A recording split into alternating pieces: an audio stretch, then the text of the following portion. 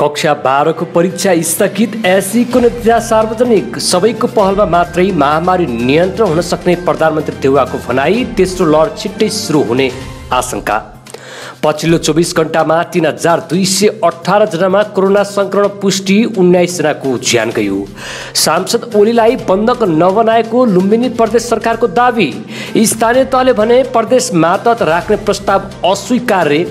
देवकोटाको घर संरक्षण गर्ने भन्दै भत्काएपछि सामाजिक सञ्जालमा यो कस्तो खाले संरक्षण हो भन्दै चर्को विरोध। पार्टीमा मनै सर्वज्ञानी हो भन्ने अहंकार देखिएको माधव नेपालको भनाई। भूमिहीनलाई प्रक्रियागत रूपमा जग्गाको स्वामित्व दिन सरकार तयार रहेको गृहमन्त्री खाँडको भनाई। अफगानिस्तान छाडेर स्वदेश फर्किन नागरिकलाई अमेरिकाको आग्रह र टोकियो ओलम्पिकमा पुरुष बास्केटबलतर्फ अमेरिकालाई स्वर्ण। पल पलको खबरका लागि नवीन खबर सब्स्क्राइब गर्न नभुल्नुहोला। आदरणीय दर्शक महानुभावहरू नमस्कार। सदाझै खबर सङ्गालो लिएर उपस्थित भएका छौँ। यो मेहनतका लागि एक लाइक अवश्य गर्नुहोला। प्रधानमन्त्री शेरबहादुर देउवाले सबैको पहलबाट मात्रै कोरोना महामारी चाँडो नियन्त्रण हुने बताउनु भएको छ।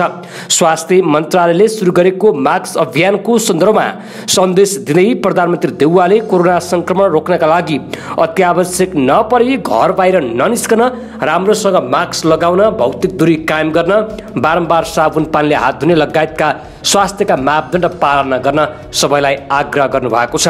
नेपालमा पनि कोरोना महामारीको तेस्रो लहर चाँडै आउने सङ्केत देखिएको भन्दै उहाँले राजनीतिक दल, नागरिक समाज, सङ्घ संस्था सबैसँग स्वास्थ्यका मापदण्ड पालना गर्न र भिडभाड हुने गतिविधि नगर्न आग्रह गर्नुभएको हो।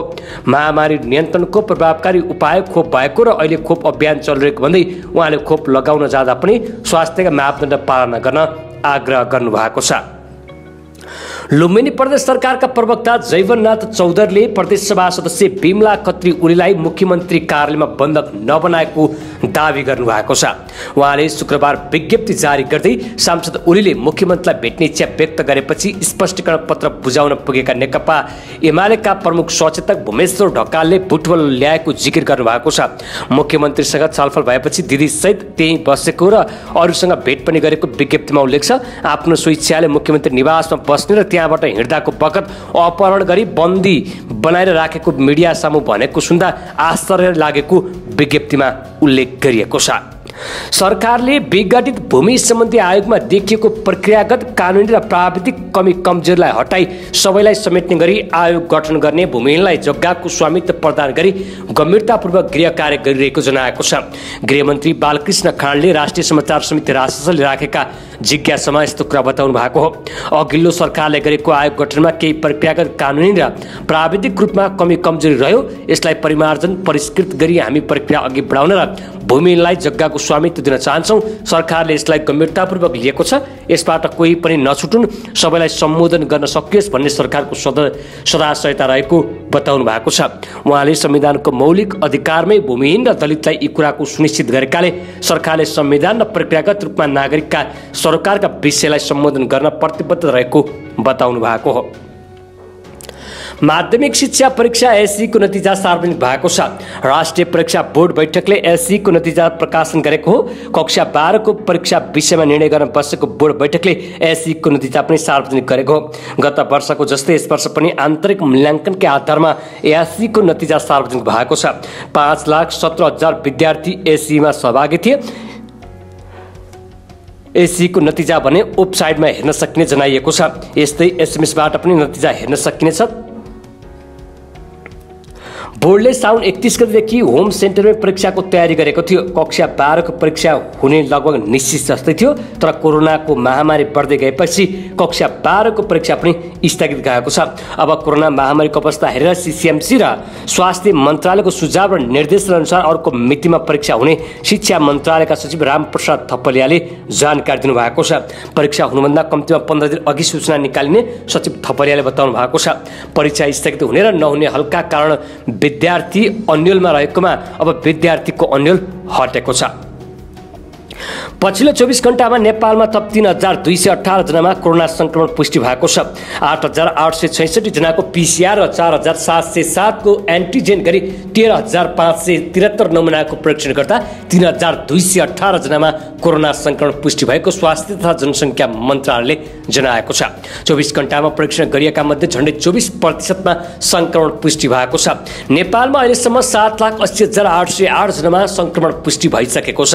यस्तै थप 1722 जनामा निको भएसँगै संक्रमण मुक्त हुनेको संख्या 6,67,270 पुगेको छ। यस्तै थप 19 जना संक्रमितको ज्यान गएको छ। यो सँगै कोरोना संक्रमणका कारण ज्यान गुमाउनेको संख्या 10,038 पुगेको छ। अहिले नेपालमा 35,432 जना सक्रिय संक्रमित रहेका छन्।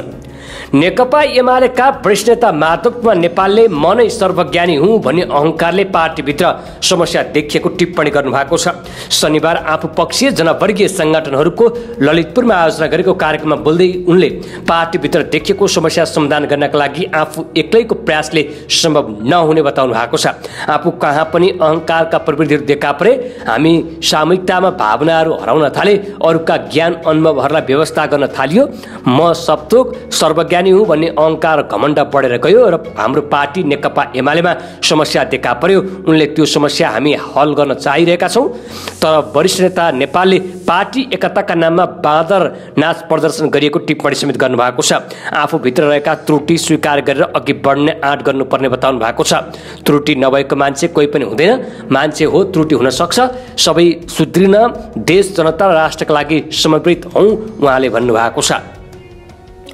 गएको आर्थिक वर्षमा नेपालले 1,65 करोड रुपियाँ मूल्य बराबरका डाइपर आयात गरेको छ।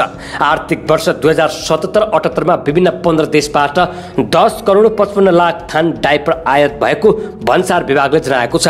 विभागका अनुसार तीमध्ये सबैभन्दा बढी भारतबाट 1,50 करोड रुपियाँ मूल्य बराबरका करिब 10 करोड थान डाइपर आयात भएको छ। त्यस्तै भ्याटनामबाट 50 लाख रुपियाँ मूल्य बराबरका 5,20,000 तथा पाकिस्तानबाट 31 लाख रुपियाँ मूल्य बराबरका करिब 15,000 थान डाइपर आयात भएको विभागले जनाएको छ। नेपालले Malaysia, Thailand, UAE, Turkey, Thailand, Hong Kong, Singapore र डेनमार्कबाट पनि डाइपर आयात गर्ने गरेको छ। विशेष गरी नवजात शिशु शल्यक्रिया गरेका बिरामी, ज्येष्ठ नागरिक तथा लामो यात्रा गर्नेले मलमूत्र अन्यत्र नजाओस् भन्नका लागि डाइपरको प्रयोग गर्ने गरेका छन्। स्थानीय तह सम्बन्धी सत्तारूढ गठबन्धनको धारणाप्रति स्थानीय तहको प्रतिनिधिमूलक संगठनले विरोध जनाएको छ। सत्तारूढ गठबन्धनमा रहेका नेपाली कांग्रेस, नेकपा माओवादी केन्द्र र जनता समाजवादी दलले शुक्रबार सार्वजनिक गरेको न्यूनतम साझा कार्यक्रममा स्थानीय तहलाई प्रदेशको क्षेत्र अधिकार भित्र ल्याउन आवश्यक पहल गर्ने भन्ने प्रावधान राखिएको छ। न्यूनतम साझा कार्यक्रमको उक्त बुँदाप्रति गाउँपालिका राष्ट्रिय महासंघ, नगरपालिका संघ र जिल्ला समन्वय समिति महासंघले विरोध जनाएका छन्। उनीहरूले उक्त प्रावधान तत्काल हटाई सक्षम र सबल स्थानीय सरकार बनाउने व्यवस्था राख्न आग्रह समेत गरेका छन्। गाउँपालिका राष्ट्रिय महासंघ अध्यक्ष होम कुमारी श्रेष्ठ, नगरपालिका संघका अध्यक्ष अशोक कुमार ब्यान्जो र जिल्ला समन्वय समिति महासंघका उपाध्यक्ष सीता सुन्दासद्वारा हस्ताक्षरित स्वीकृत विज्ञप्तिमा संविधान अनुसार संघ, प्रदेश र स्थानीय तह एकअर्काको क्षेत्राधिकारभित्र नरही संविधानको मातहतमा रहने उल्लेख भएकाले त्यस विरुद्धको प्रस्ताव स्वीकार्य नहुने उल्लेख समेत गर्नुभएको छ। कवि कुञ्जका रूपमा चिनिएको महाकवि लक्ष्मीप्रसाद देवकोटाको मैतीदेवी स्थित घरलाई संग्रहालय बनाउन भन्दै नेपाल प्रज्ञा प्रतिष्ठानले भत्काएको छ। पुनर्निर्माण गर्ने भन्दै देवकोटा उक्त रिट्रोफिटिङको विकल्प हुँदा पनि भत्काइएको हो। पुनर्निर्माण गर्ने रिट्रोफिटिङ सम्भव नभएको भन्दै दुरुस्त नयाँ भवन बनाउने गरी पुरानो संरचना भत्काइएको छ। तर सम्पदा प्रेमी र लेखकहरूले प्रतिष्ठानको यो कदममा आपत्ति जनाएका छन्।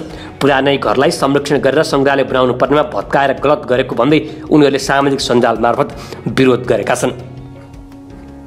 नेपाल प्रज्ञा प्रतिष्ठानका सदस्य सचिव डाक्टर जगत प्रसाद उपाध्याय आफूहरूले पनि सुरुमा रिट्रोफिटिङबाट जोगाउन सकिने परामर्श गरेको बताउँछन्। तर त्यो कुनै पनि हालतमा सम्भव थिएन। काठ र माटो केही पनि बाँकी थिएन, अरू विकल्प थिएन। उनले भने प्राविधिकहरूको परामर्श मार्फत भत्काएर नयाँ बनाउन लागेका हुन्। सरकारको स्वीकृतिमै यो काम भइरहेको छ। प्रतिष्ठानका वरिष्ठ इन्जिनियर महेन्द्र बहादुर कार्की देवकोटाको घरमा रिट्रोफिटिङ गर्ने आधार नै नभएको बताउनुहुन्छ। उहाँका अनुसार देवकोटाको घरमा धरहराको जस्तै ठुटो मात्र बाँकी थियो। रिट्रोफिटिङ केका लागि गर्ने? सिंहदरबारका लागि रिट्रोफिटिङ गर्ने, तर धरहराको लागि त रिट्रोफिटिङ गरेनौँ नि उनले भने। किन गरिएन भन्दा ठुलो मात्र बाँकी थियो। त्यो घर पनि ठुटो मात्र बाँकी थियो। उनका अनुसार वर्ष पुरानो नभएको घरलाई सम्पदामा मानिँदैन, त्यो सामान्य घर मात्रै हो। त्यसैले घरभन्दा कलाकृति जोगाउनु महत्त्वपूर्ण कुरा हो, सङ्ग्रहालयलाई सुरक्षित राख्ने कुरा हो। तर सामाजिक सञ्जालमा भने महाकवि लक्ष्मीप्रसाद देवकोटाको घर भत्काएपछि चर्को विरोध गरिएको छ। संयुक्त राज्य अमेरिकाले अफगानिस्तानमा रहेका आफ्ना नागरिकलाई स्वदेश फर्कन आग्रह गरेको छ। तालिबानले हिंसात्मक घटनामा वृद्धि गरेपछि अमेरिकाले आफ्ना नागरिकलाई स्वदेश फर्कन आग्रह गरेको हो। काबुल स्थित अमेरिकी दूतावासले एक वक्तव्य जारी गरी सुरक्षा अवस्था कर्मचारीमा कटौती, दूतावासको काबुलभित्रै पनि सहयोग गर्ने क्षमता सीमित भएकाले उपलब्ध व्यावसायिक उडानबाट तुरुन्त अफगानिस्तान छाड्न अमेरिकाले आफ्ना नागरिकलाई आग्रह गरेको छ। शुक्रबार नियमित मिडिया ब्रिफिङमा समेत व्हाइट हाउसबाट प्रवक्ता जेन साकीले अमेरिकाले प्रतिशोधको भावनाबाट सर्वसाधारणको हत्या भइरहेको घटनालाई नजिकबाट निहालिरहेको बताउनु भएको छ। टोकियो ओलम्पिक 2020मा चीनले आफ्नो शीर्ष स्थानलाई कायम राख्न सफल भएको छ। चीनले हालसम्म 36 स्वर्ण, 26 रजत र 17 काँस्य गरी 79 पदक जितेको छ। चीनलाई पछ्याइरहेको अमेरिकाले 31 स्वर्ण, 36 रजत र 31 काँस्य गरी कुल 98 पदक जितेको छ। आयोजक जापान 24 स्वर्ण, 11 रजत र 16 काँस्य गरी कुल 51 पदक जित्दै तेस्रो स्थानमा यथावत रहेको छ। बेलायतले 18 स्वर्ण, 20 रजत र 20 काँस्य गरी कुल 58 पदक सहित चौथो स्थानमा उक्लिएको छ। रसियन ओलम्पिक कमिटी टोली 16, 17 र 23 रजत गरी 22 काँस्य सहित 62 पदक जित्दै पाँचौं स्थानमा यथावत रहँदा 17 स्वर्ण, 6 रजत र 21 काँस्य गरी कुल 44 पदक जितेर अस्ट्रेलिया छैटौं स्थानमा रहेको छ। टोकियो ओलम्पिकमा 205 राष्ट्र र शरणार्थी टोलीमध्ये हालसम्म 63 राष्ट्रले स्वर्ण जित्दा 79 राष्ट्रले पदक जित्न सफल भएका छन्। सही सूचना, ज्ञान र मनोरञ्जनका लागि नवीन खबर हेर्दै गर्नुहोला। धन्यवाद।